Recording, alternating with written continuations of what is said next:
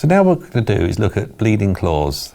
Now, when you're cutting a claw, or if a dog runs and it's caught its claw, or a cat, the blood can be quite bad because you go through the main layers of the nail and it can bleed because there's not a lot to stop the bleed.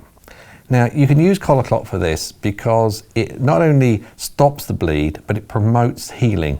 So by applying Collaclot onto a claw that's been damaged or cut too far, it very quickly will stop the bleeding, but also promote healing. The problem with a lot of things, if you do cut a claw, you can't really put a big bandage on it very easily because the dog will walk around and just open the wound up. So in a little bit of time using Collaclot, this will solve the problem. Now, if you've got a piece of Collaclot, so we've just got some offcuts here. This is just the product. So if you want to just use it on a claw, all you really need to do is just tear off a small piece. So you don't need to use the entire packet.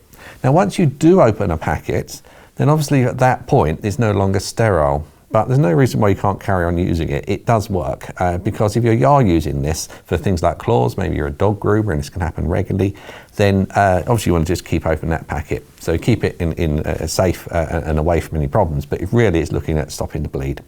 So by taking this, you can literally pop it over onto the claw, hold it in place. You can also hold it in place using a dressing, just literally with your fingers onto it, that'll work. Or you can take the pad that we showed you in previous videos and use something like that to hold it in place over the wound just temporarily until it stops the bleed.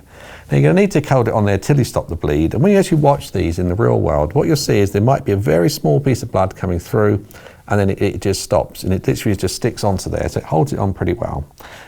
You should find in sort of 3 to 5 minutes the bleeding has stopped. Now, it doesn't matter with this, it's collagen, so it's completely natural, so if a dog did eat it, it's not going to be a problem.